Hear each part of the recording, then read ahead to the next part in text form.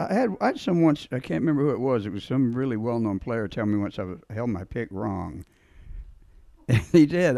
Maybe I do. I don't, but I mean, I'm just like that, and it's mostly right there for me. I don't do much wrist motion.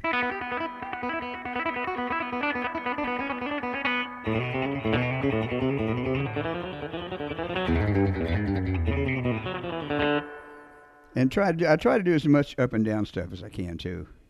You get carried away and you start doing all downstrokes, but you can get a lot more done doing that. I had when I used to work in retail store and I was first starting out playing, there was a guy that was a rep for Ampeg that was the best guitar player I'd ever heard. He'd come in, I'd get him to show me stuff, and he showed me this.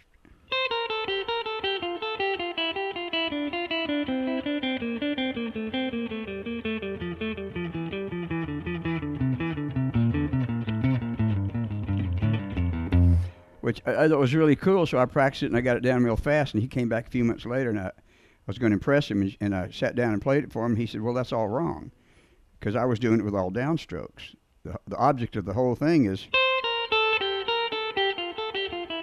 do it like that, and then it turns into a whole other thing. And there's so much that's come out of that for me in the way I pick, just from that one figure, realizing that it's F and that it's D minor and that it's B flat, and there's so many places you can go with that positioning, and that's when I started doing up and down picks. But it's still, with me, it's right there.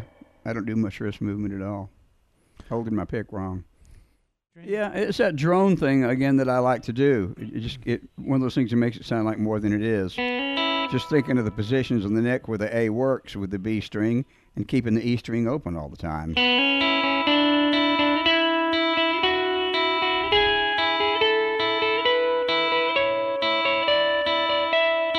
And then rolling it.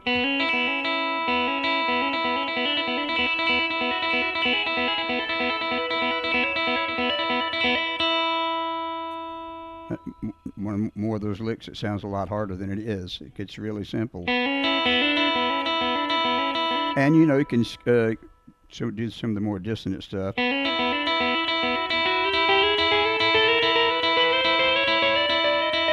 Because as long as you got that E ring, and you still got your pitch reference there. I'm not sure. Someone I saw playing when I was a kid had a finger pick, probably a metal one. It might have been Burton. I'm not sure. I don't know if he uses finger picks or not. I think he does.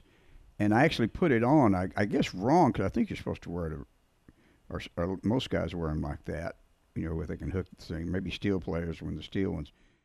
But it works perfect for me.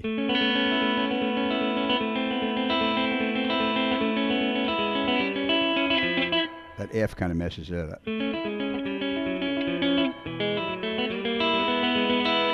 And that deal there, I mean, I didn't know that was going to work, but I tried it. It sounded okay. That's how I find a lot of stuff. I find a lot more stuff on stage and performance than I ever do practice, and I reach out farther. Okay, I think about this. That's another one of those fast things you do that you never think about slow. Yeah, that's it. That's the finger pick again.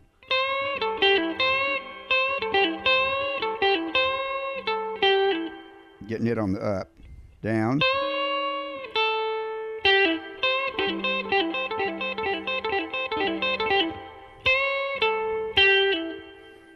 Doesn't sound as good slow as it does fast. I'm trying to do the minor for the 4 again. Once again, this stuff is much easier on the big strings. You really got to lock down and get your hand in there.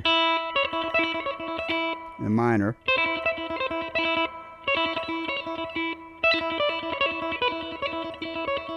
And then to what the 3 chord was.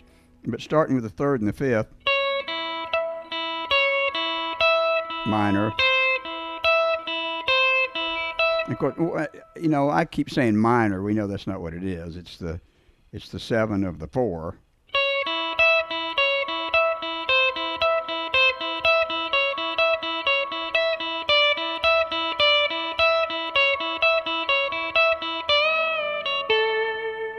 You have the 1, the 4, and the 5.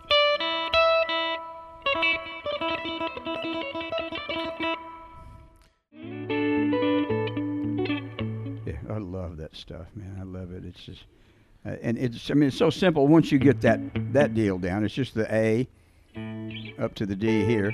I'm just playing the melody. And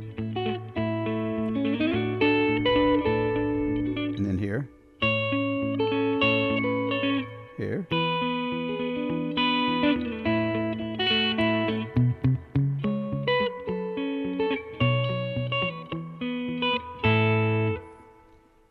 I could play Chet stuff all day. I really do love that stuff. And it's just the chords. It's this A, this D, this A, to this E, 7, A, D flat 7th, F sharp minor, 7th, B, E, A.